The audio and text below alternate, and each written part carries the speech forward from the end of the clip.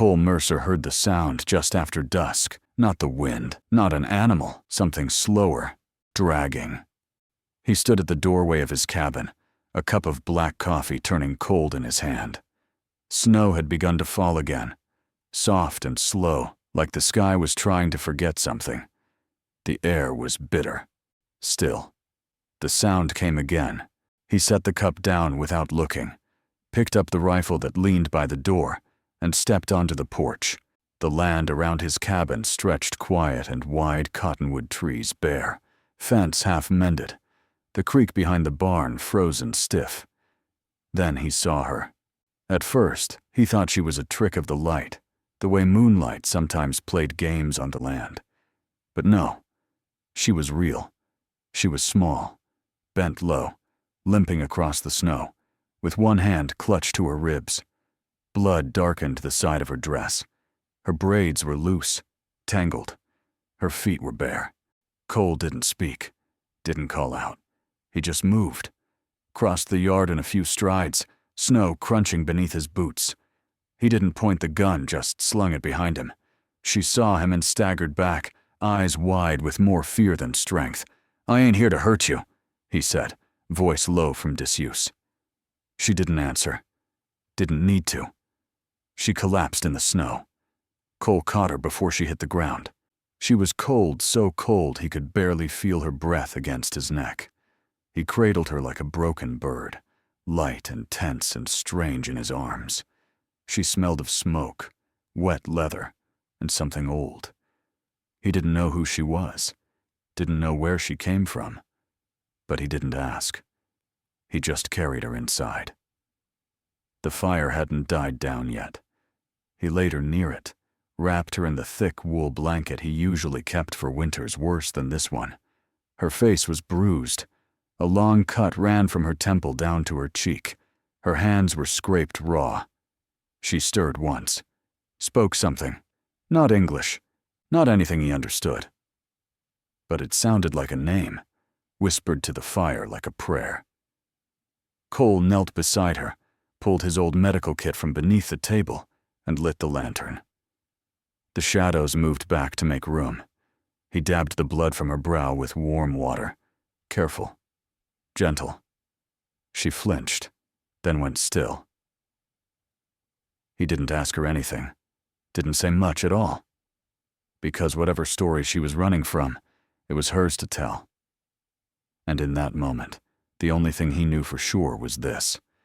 She hadn't come here to be found. But she had been. And that meant someone or something was coming after her. Cole didn't sleep that night. He sat by the fire, boots on the floor, rifle leaning against the chair, eyes on the woman who now lay curled like a shadow across his rug. She didn't move much. Every so often, her breath caught shallow and sharp, like her body wasn't sure if it still wanted to fight. Blood still seeped slow from the bandage he wrapped around her ribs. The gash was long, clean but deep. Too clean for a wild animal, too brutal for a fall. Someone had done this, on purpose. Cole didn't know her name, didn't know where she came from, but he knew that kind of wound.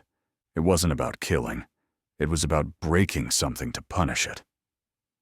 He shifted in his chair. The logs popped.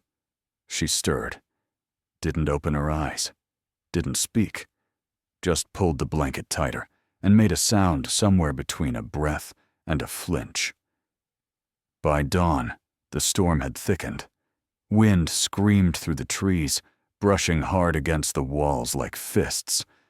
Cole stood, joints stiff, and fed the fire again. She didn't react. She hadn't made a sound in hours. He poured water into a tin cup and set it by her hand. A strip of dried venison lay on the table. He hesitated, then tore it in half and placed a piece beside her. Still nothing, until he turned away. A rustle, a shift. When he looked back, the meat was gone. So was the water. Her eyes were open now, barely, watching him. He met her gaze. She didn't look grateful, Didn't look afraid either. Just watching, like she was still deciding what kind of man he was. "You ain't in danger," he said finally, voice rough. "Not in here." She blinked once. No reply. Outside, the wind howled. He busied himself feeding the fire, sharpening his knife, checking the woodpile.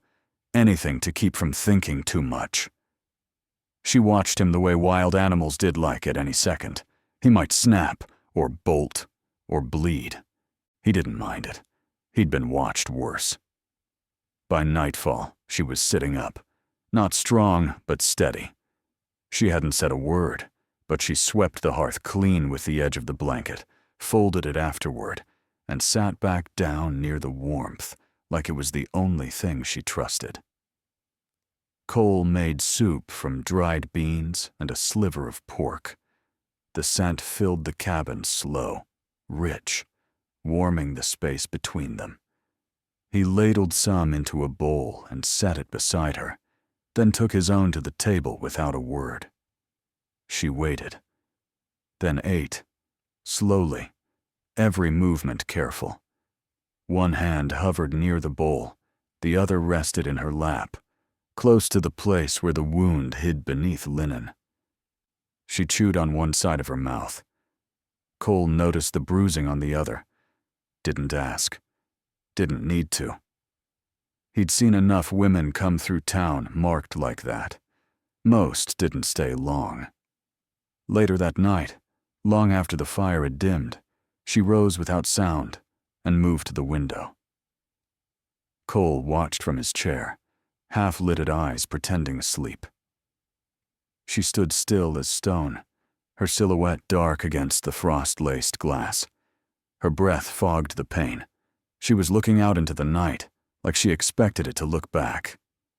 He waited a beat, then spoke. "You expectin' trouble?" She turned, met his gaze. Something passed between them. Not trust, not yet, but not fear either. A slow nod. Cole stood, joints cracking, and walked to the chair near the bed, pulled the blanket from its back, and handed it to her. She didn't flinch this time. "You stay tonight," he said. "We'll figure the rest in the morning." She took the blanket, sat down on the edge of the bed, and stared at the fire again. So did he. Neither spoke. But the silence had changed. It wasn't cold anymore. It wasn't empty. It was weird. And somewhere deep in Cole's chest, where grief used to sit heavy and mean something small, stirred. Something quiet. Something that hadn't moved in a long, long time. Cole stepped out before the sun had finished waking. The air bit harder than usual, sharp against the throat, dry in the lungs.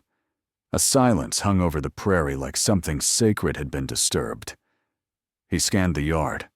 Hoof prints. 4 sets, maybe 5.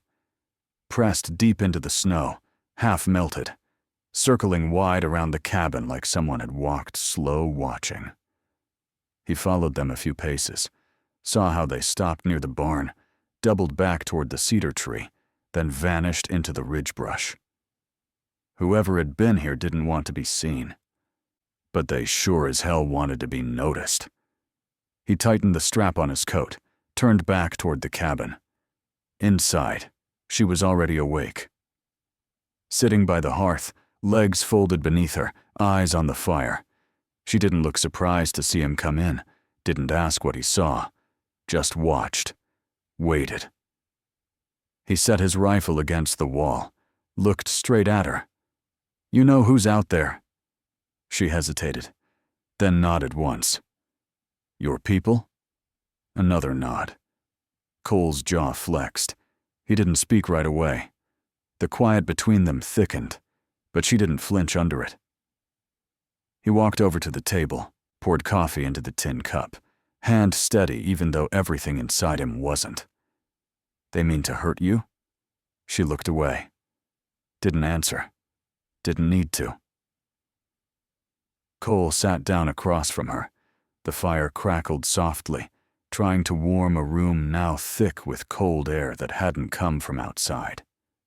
He studied her face, the bruises, the way she kept one arm tucked close, like pain had made a home there, like maybe it still did. "You running from them?" he asked. Finally, her lips parted. Him. A whisper. He leaned forward, slow. "Who's him?" Her eyes lifted, dark and still. "My husband." The words hit the air like a rifle shot that didn't echo. Cole leaned back in the chair. The wind moaned low through the chimney. She pulled the blanket tighter, shoulders squared, chin lifted like saying the truth out loud meant owning it. Cole didn't press her, didn't ask what happened, but the bruises, the wound, the fear that danced behind her quiet, they told enough. He nodded once. "Slow. I see." And he did. He saw a woman who had chosen to run, chosen danger over staying chained, and now danger was riding after her. She glanced toward the window. The sun had lifted halfway now, stretching long shadows over the yard. "They'll come tonight," she said. Not a question. A fact. Cole stood, went to the cupboard, pulled down the shells and started checking his rifle. The sun hit the edge of the earth and bled into it. That's when he came. Tall, painted, still. He didn't ride in loud. No show. No shouting. Just one man on horseback, hooves crunching frost-bitten ground, slow, deliberate like every step was meant to make the land remember him. Cole saw him first from the window. One shape against the dusk. The horse was black, the rider darker. He stepped to the door, didn't open it, didn't need to. The man dismounted, quiet as smoke. He wore a cloak made of animal hide, fur-lined, bone-stitched. Red streaks marked his face, running down from his eyes like blood that wouldn't stop crying. His braid was long, tied with feathers. His boots left no sound. Weah stood behind Cole. She had risen the moment the hoofbeats came, her body taut, her eyes fixed. Cole looked back at her. "You know him?" She nodded. "My husband." No tremble in her voice, just truth. Cole opened the door, didn't raise his rifle, didn't step outside. Grey Wolf stood 6 feet away. He said nothing. His eyes moved from Cole to Weah. They stopped on her, held, spoke more than words ever could. Then he stepped forward once. Cole didn't move. Weah stepped between them. She didn't raise her voice, didn't plead. Just stood there, like a wall made of silence and memory. Grey Wolf spoke in Apache, rough, fast. She answered, slower, measured. Cole didn't understand the words, but he felt them. In the air, in the fire behind him, in the ground beneath his boots. Grey Wolf's voice cracked once, just once. He looked at her face like a man trying to recognize something he thought he lost. Then he turned to Cole. "You took her." His English was broken, but sharp. Cole didn't blink. "No." Grey Wolf's hand dropped to the knife at his waist, fingers resting, not threatening, not yet. "I sheltered her," Cole said. A beat. She was bleeding. Another beat. Someone did that to her. Grey Wolf's jaw tensed. He didn't look at Weah, didn't speak to her. Just stared at the fire now, like it might show him a different version of this moment. Then Weah stepped forward again. "She ran to save her life," Cole said, voice low. "Not to find another." Grey Wolf's gaze returned to him.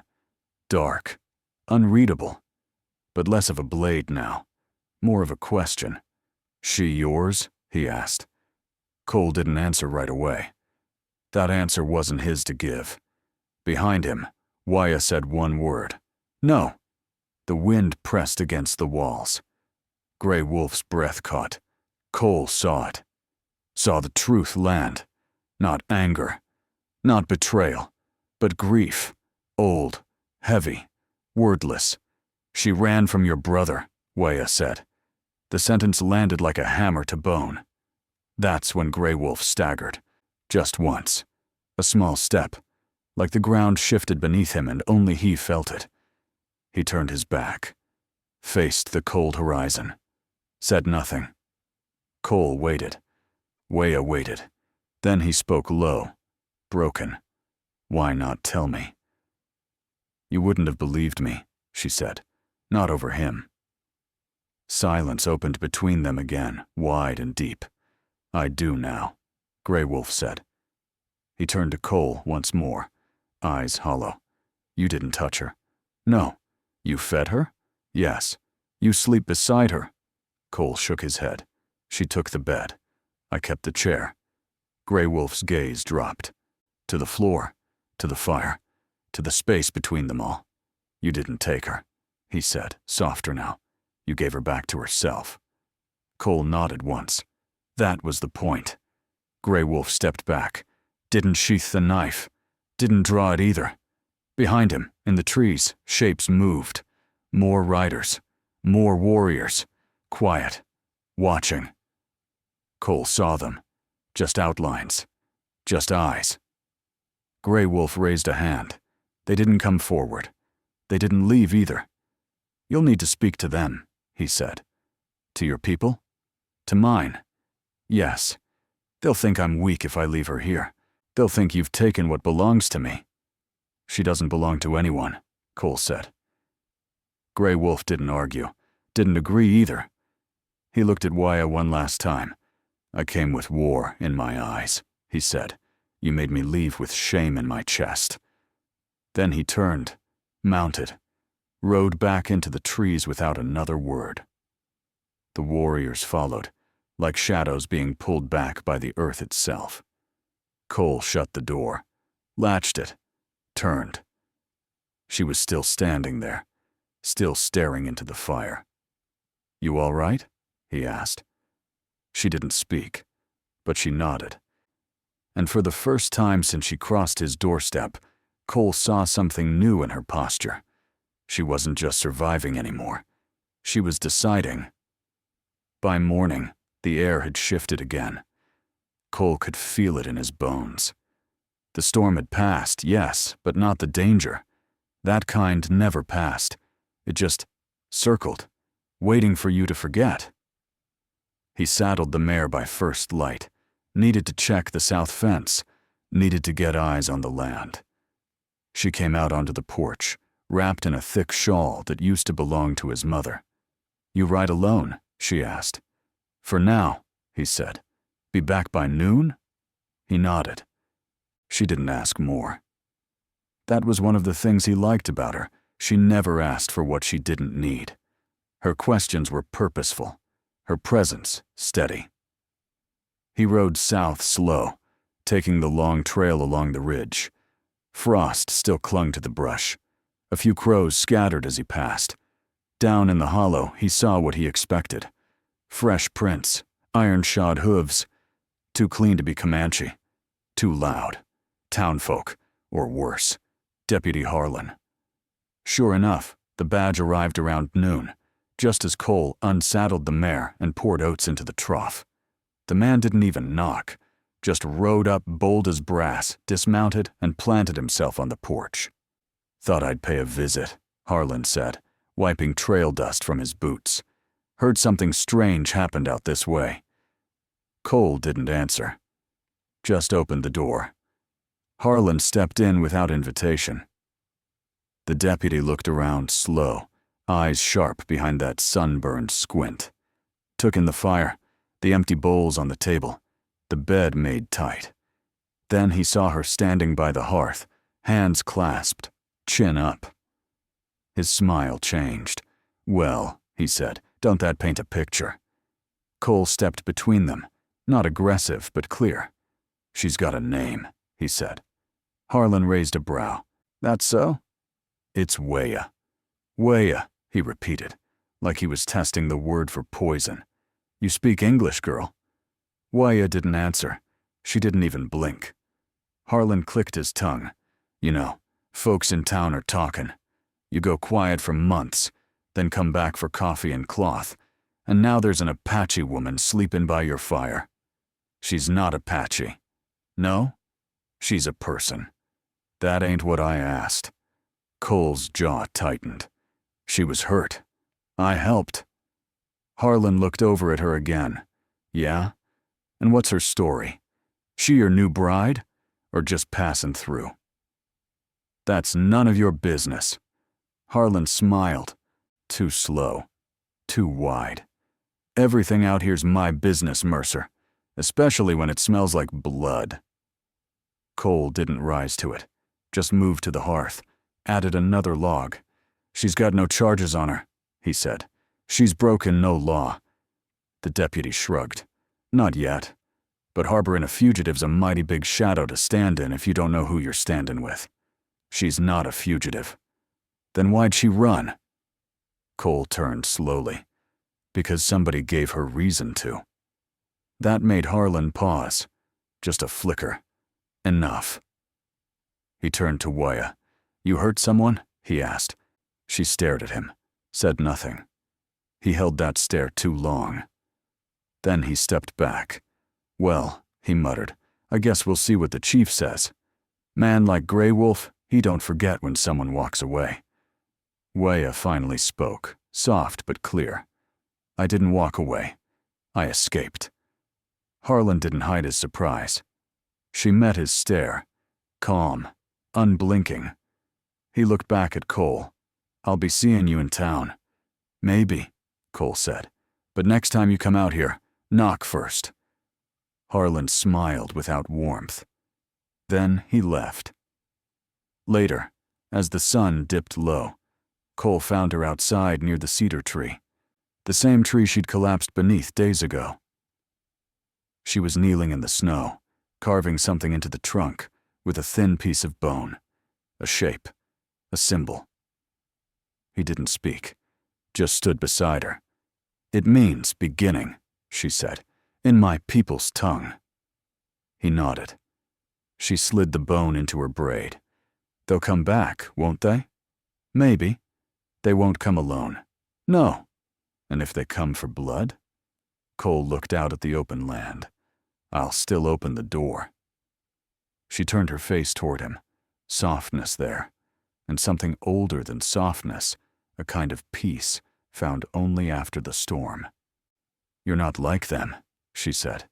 No. You're not like us either. No. Then what are you?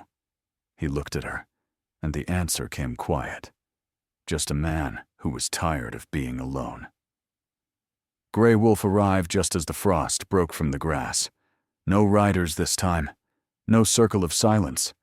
Just him and a mule packed with 2 days' supplies, a bow wrapped in hide, and a blade worn with age.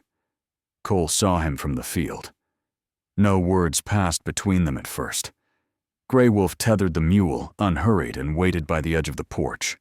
Waya came to the door but stayed behind it, watching. Cole approached, stopped short. You come alone, he said. Grey Wolf nodded, because this ain't about them anymore. Cole didn't answer. He didn't need to. The chief looked older now, less carved from stone, more from memory. I can't go back and say I did nothing, Grey Wolf said. They won't follow a man who gives his woman away without cause. She's not something you give, Cole said. I know.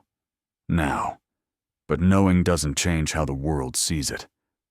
He unwrapped the bow. Walk with me. One hunt. One path.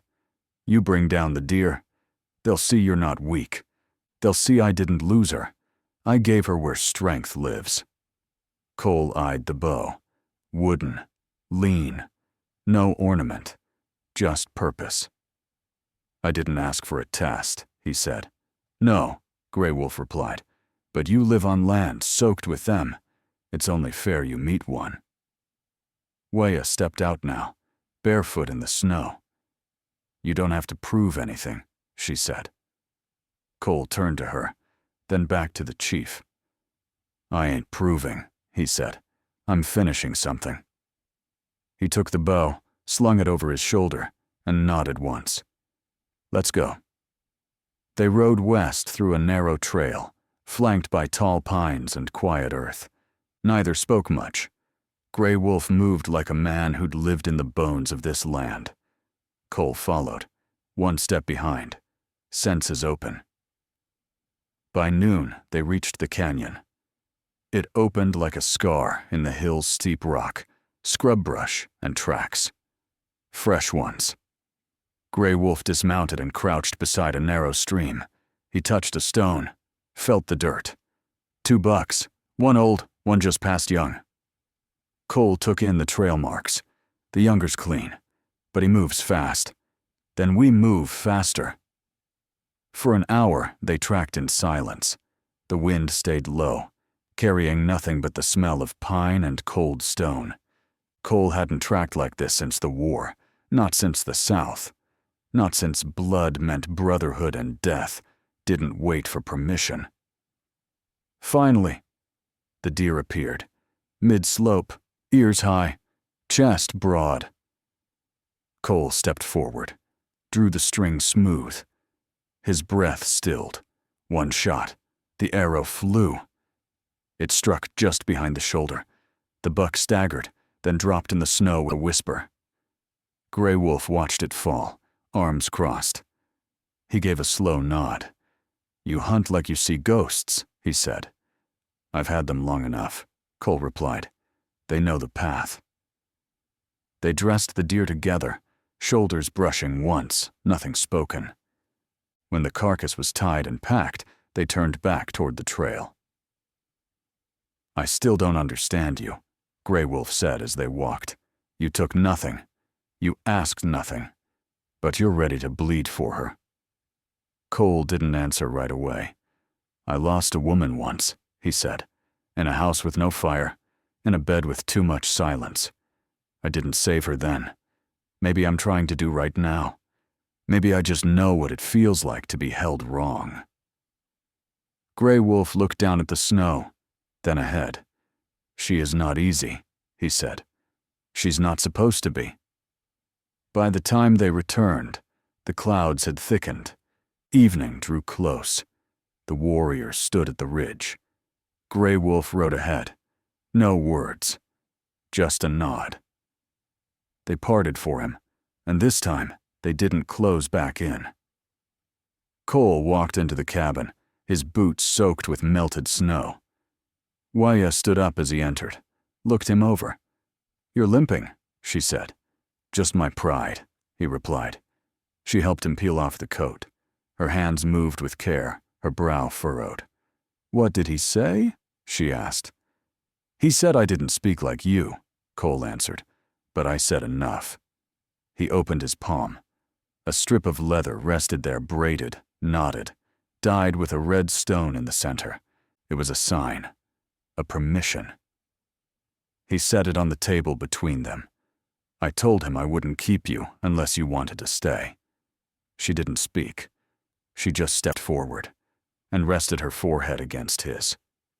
They rode in at midday. Side by side, no words between them. The road to town was long and flat, wide enough to let thoughts spread out and run wild. Cole kept his head forward, eyes fixed ahead. He knew what they'd say, what they'd think. They always did. Waya rode quiet, her shawl wrapped firm, face unreadable. Not afraid, just alert the way people are when they've been stared at too long in too many rooms. The town wasn't big. A street and a half of stores, barns, and whispers held between wooden walls. Smoke curled from chimneys, doors creaked on hinges, and boots paused on porches when they saw her. A Comanche woman, riding beside a white man. Not just passing through, not chained, not begging. Sitting upright, matched in pace, as if she belonged. They dismounted in front of Miss Elva's store. Cole tied the reins without hurry. Waya stepped down on her own. She didn't look around, didn't look down. Elva stood in the doorway already, arms crossed, lips pressed. Her eyes flicked between them, first to Waya, then to Cole, then back again. "Well," she said, "you brought her in then." She's not cargo, Cole said. I didn't say she was.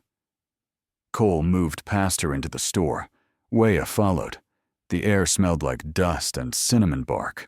3 others were inside a boy near the sacks of flour, a man by the back shelf, and Harlan near the counter. The deputy didn't move. He just watched. Cole kept his pace steady. Picked up sugar, coffee beans, a bolt of cotton. Weah ran her fingers over the fabric. Blue, deep and soft. She didn't speak. No one did. Every creak of the floorboard felt loud enough to echo. At the counter, Elva rang the goods slow. When she reached for the fabric, she paused. You planning to stay then? She asked. Cole looked her in the eye. We'll be married come spring. It was quiet after that. Still. Even the wind outside held its breath. Weah didn't blink. She didn't smile. She stood solid, like the floor rose through her feet. Elva didn't say anything else. She just folded the fabric with clean hands and tied the bundle. Harlan stepped closer. Folk'll talk, he said. You know that. I know, Cole said. They'll talk loud. Let 'em. She's not one of us. She's not yours to judge. Harlan scoffed. You think this ends clean? I think we already passed through the worst of it. The deputy studied him, measured the stance, the calm, the way Cole didn't flinch. Then he nodded once, not agreement, not respect, just acknowledgement. They left the store in silence. On the street, a boy no older than 10 looked up from a feed sack and waved at Weah, hesitant, small. She gave the faintest nod in return. A woman across the road frowned and turned away. Another man leaned on a barrel and spat sideways, avoiding their eyes. Cole helped Weah onto the horse, not because she needed it, but because it was the kind of gesture he wanted to give steady, sure. She looked down at him from the saddle. They didn't speak, she said. They said plenty. They'll hate me. They'll hate the idea of you. Her eyes met his. And what if I never fit their shape? He climbed onto his mare and matched her pace. Then they'll have to break the mold. They rode slow toward home. The sun hung lower, and the clouds turned the sky to rust. No more words passed between them. But none were needed. Whatever storm still waited in town, it had already passed in Cole. What remained wasn't fear. It was choice. And he had made his. They returned to the cabin without speaking of the town. Weah didn't ask if he regretted it.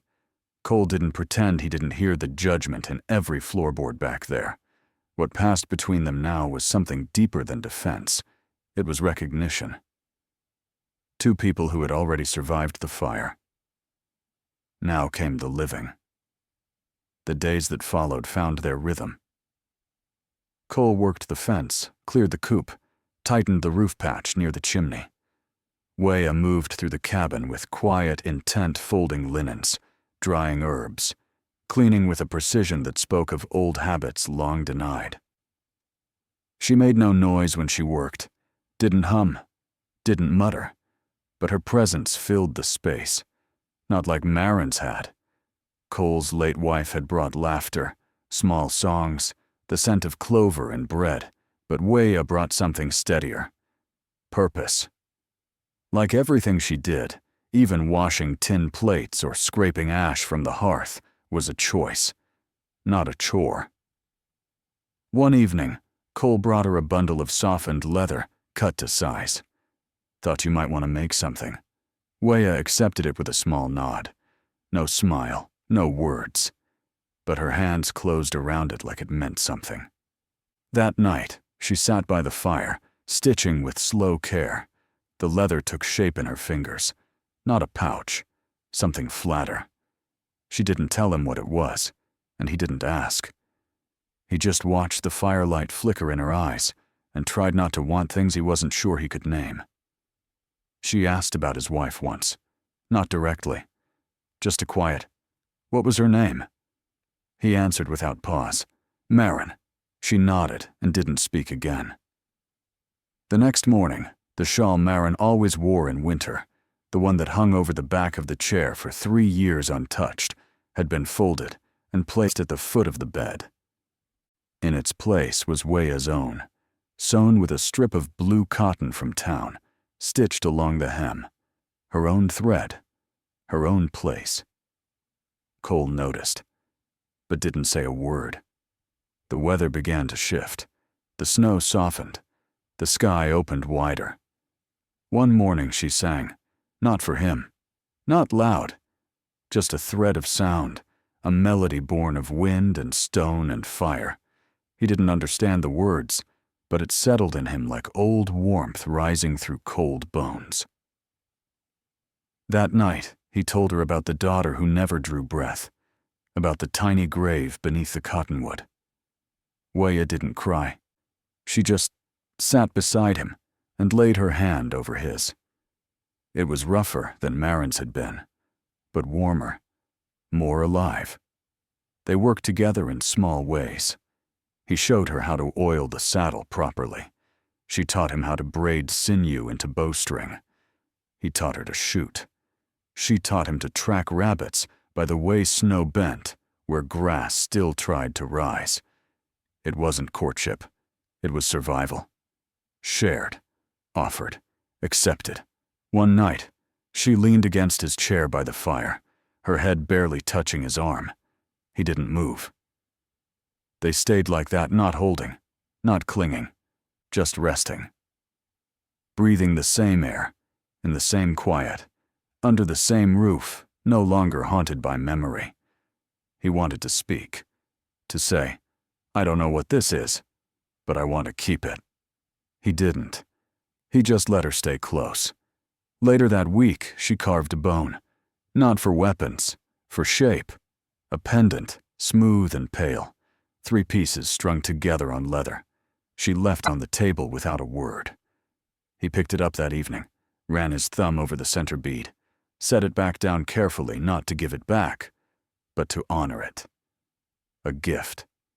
Wordless. Earned.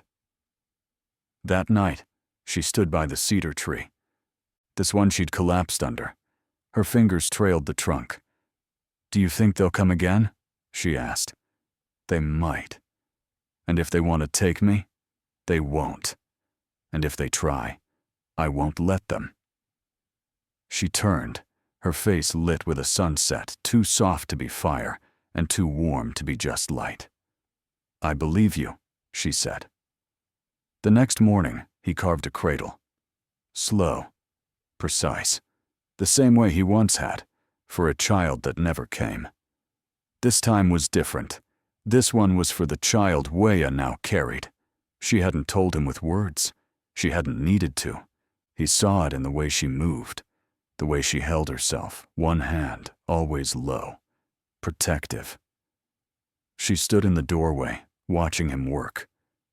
You're different, she said. He looked up. How? Lighter, like your shadow doesn't cling so hard. He chuckled, but it caught in his throat.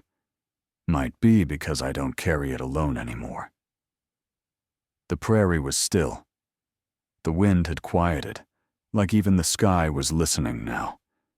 Cole stood at the fence line, sunrise warming the brim of his hat. The frost was gone. The grass was waking. Behind him, smoke rose from the chimney in a steady ribbon. He looked back at the cabin. Not a tomb anymore. Not a shrine. Just a home. Small. Standing.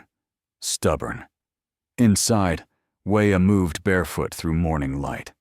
Her hair was braided down her back, her hands full with something folded linen, fresh herbs, small tasks done without hesitation. She didn't hum. That wasn't her way. But there was rhythm in how she moved now, a steadiness that hadn't lived in her before. On the table lay the carved cradle, unfinished, but waiting. She paused beside it, one hand resting on its rim. Her thumb traced the wood where his blade had shaped it. Across the room, Cole opened a small bundle near the hearth. Inside, a necklace, 3 bone beads on a leather cord. He'd carved it by firelight the night before. He placed it on the table beside the cradle. No words. Just a gesture that said, "Asterisk, I see you. I choose you."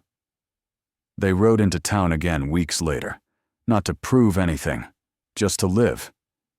People still watched, but the stares had softened. A boy asked Weah how to tie a rabbit snare.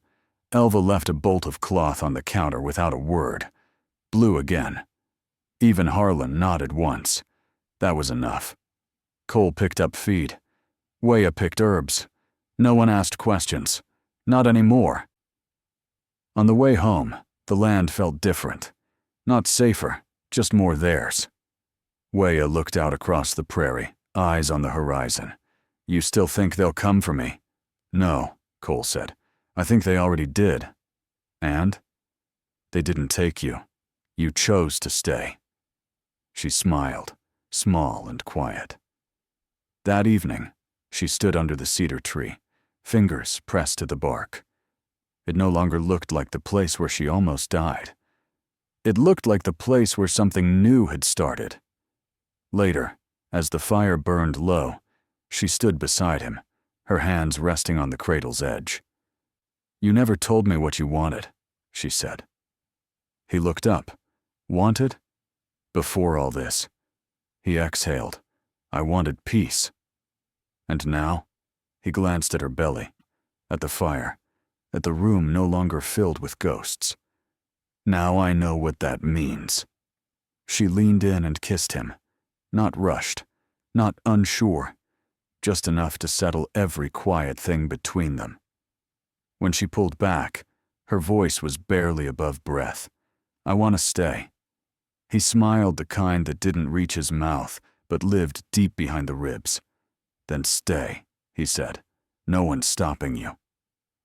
Outside, the stars spread wide over the plains, fierce and infinite. The fire crackled low, not as heat to survive, but warmth to live by. Inside the cabin, two people who had once been hunted, broken and made to vanish, now stood rooted not by chains, not by names, but by choice, by consent, by recognition. No one came for her after that. No war cries, no judgment that mattered, just wind, just breath, just the cradle waiting, and a necklace of bone saying without words, "Asterisk, we survived, we stayed, we belong."